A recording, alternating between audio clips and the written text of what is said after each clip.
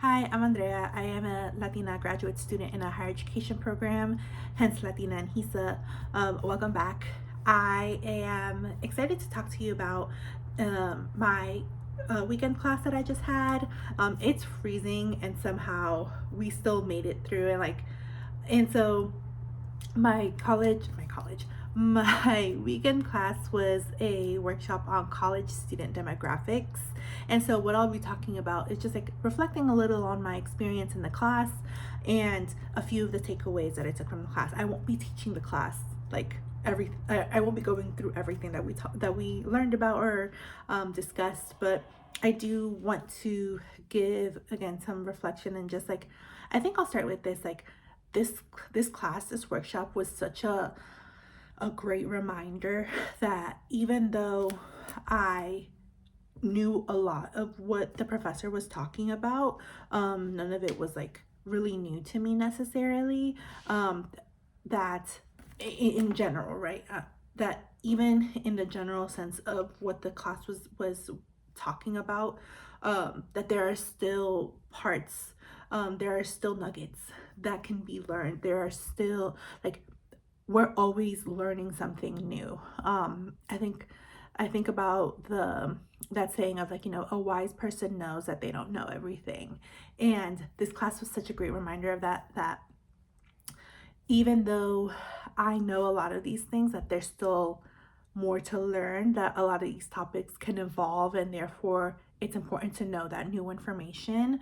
And I really appreciated how I think that the so before the class, like I wasn't really thinking about the class, and not that I didn't care or like, and not that I didn't care in a negative sense, more so that I've just had so many things on my plate, on my calendar, that like I haven't had time to like kind of sit and think about like what I'm taking. I'm just like kind of showing up knowing that I have to take these classes and whatnot.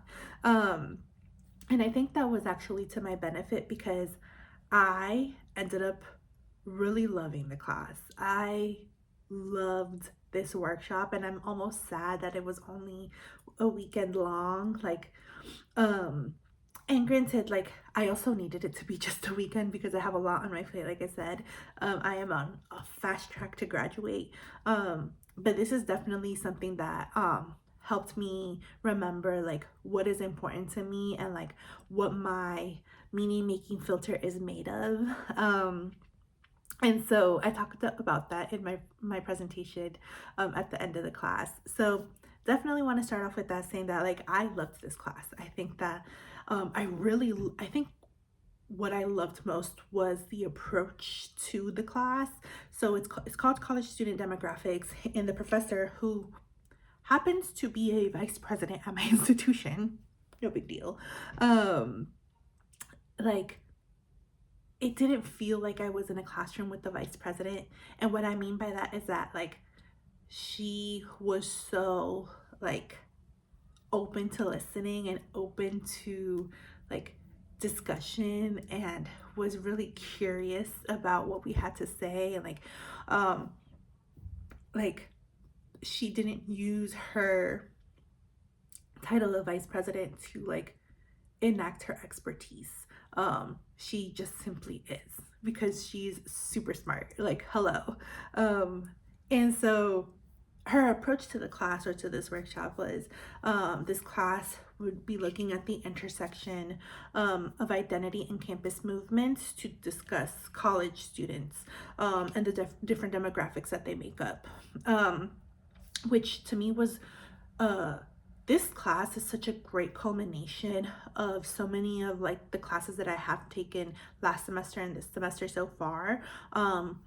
So we talked about like the history of student movements for a bit, which we talked about in my class last semester, which was history of higher ed, which is like a staple across the board for or probably is for a lot of higher ed programs.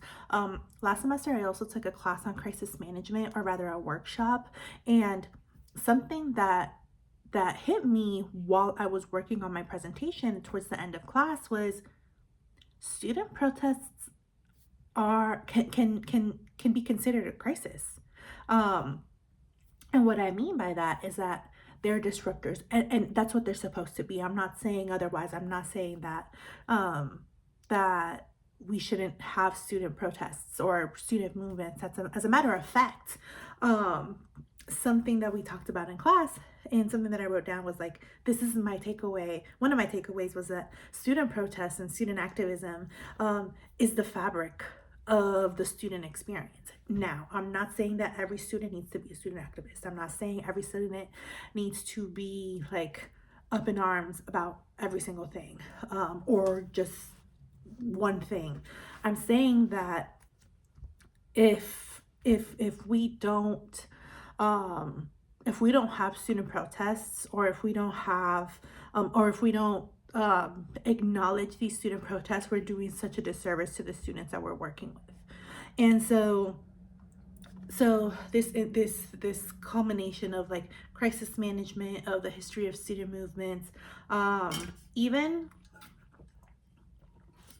thinking about identity development and how that the saliency of the identities that these students are either coming with and or also like moving through in their time as college students, and building up their meaning making filter through these experiences, requires us to think about, okay, like what matters to these students, and what do they need from us.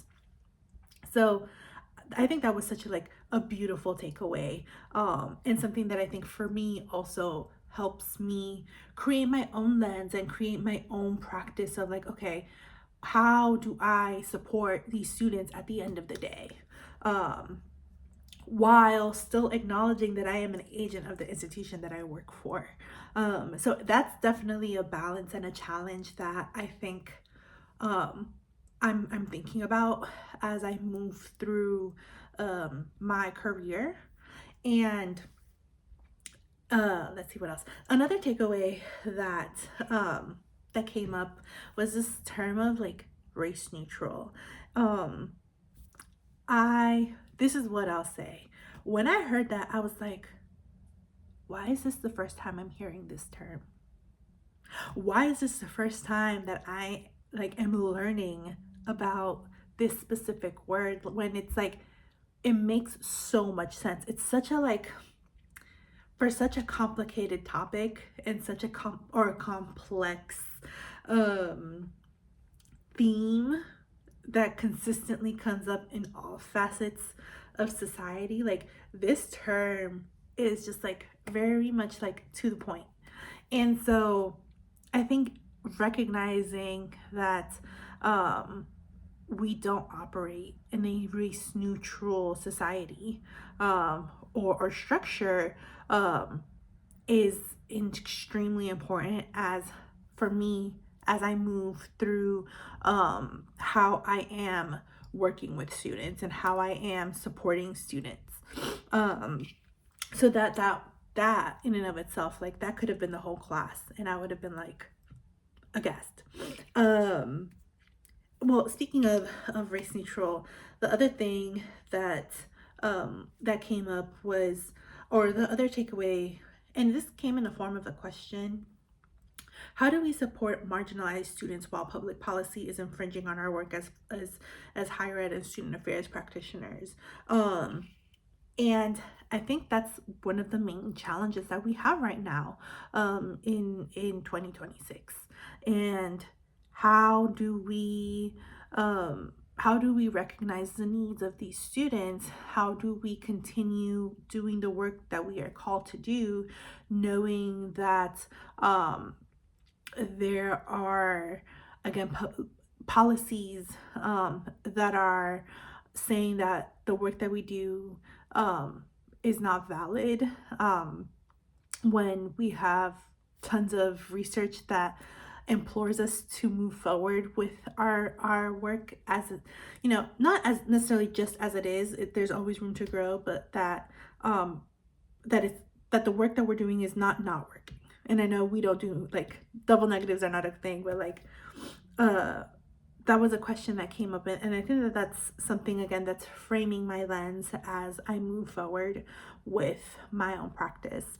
Um, Going back to kind of like how this class um, had me thinking about, again, crisis management. It had me thinking about like the history of student movements, had me thinking about um, my student development theory class. Another question that came up for me was, how do students make meaning of everything that they have known up until this point in their lives, that is by society, or by yeah, I guess I'll say like by society considered quote unquote wrong. And basically what that question is getting to, like, how do students make meaning of their own, not just experiences, but like their own thoughts and beliefs that may be deemed by others as racist or sexist, or ableist, for example, when that's all they've known, and all of a sudden now they're being told that that's wrong. And that was such an aha moment for me, because like it's very easy, I think, for me to be like, yeah, racism is not okay, like, duh.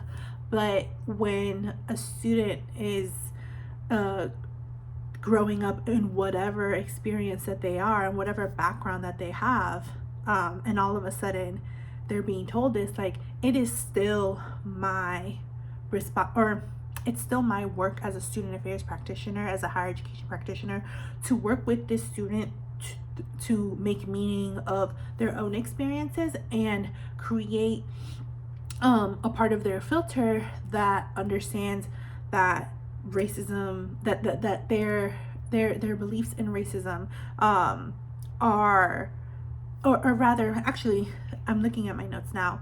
It's not about me teaching that students that racism is wrong. It's more so offering different experiences. And that's how the student will now make meaning of what their own experiences are, and what experiences they're having on campus, and with this additional information that they're getting. So that was like an in real time, like, meaning making, if you will. And I think the biggest thing that for me I took away from this class, I think for me it's always very easy to talk about race, to talk about sexism, to talk about socioeconomic status, because those are things that are very salient to my identity, and to my experience. But to talk about ableism, and I mentioned this in class, that like, it wasn't until I got to college that I even started to consider ableism, that I started to consider like my able-bodiedness, that I started to consider, and I wouldn't even say in college, this didn't happen, I think, until like a few years ago, that I even considered like my, what is it called, like my cognitive ability, or my here it's called like neurotypical ableism, and just that, like, thinking about neurodivergency and how that's something that is not new by any means, but that we're talking about a lot more. I know that for me, that's definitely an area that I could definitely educate myself a lot more on. We watched a TED Talk from I forget her name. I think her name was Stella, and she essentially talks about like what life is like as a disabled person. We learned about like the what is it they call it? Like these frameworks of like, not ableism, but to talk about ableism, I believe. Again, I can learn a lot more about this. Like the medical model and the social model. Case in point is one of the things that she mentioned, was how experiencing disabled people as objects of inspiration, meaning that like in our society, we deem disabled people as like exceptional because they're living with a disability, and maneuvering the world that is not, may not be considering them as like, oh wow, this is like inspiring, when no, that essentially that that kind of framework is more so for the benefit of non-disabled people than it is for disabled people. As a matter of fact, it's a way of objectifying disabled people. That was my takeaway from her TED Talk. It was great. It was also really funny, which I really appreciated. So yeah, I think my main takeaway from this workshop is that, one, there's always something to learn. There's always updates that are beneficial. You don't, as a student affairs practitioner, I don't want to be like using outdated or outdated practices when there may be new things that are coming up that are more considering more student populations that are more mindful. And I think the other thing was just thinking about how this specific class or this specific workshop really helped me put a lot of my other classes like in play. So I'll leave it there. I loved this class. I hope to take more or continue learning about college student demographics and specifically college student movements. I think I definitely have an interest there. So thank you so much for watching. I will talk to you soon. I'm going to class this week. I'm going back to class, so I will make another video on the new theory that we learned this week. Bye.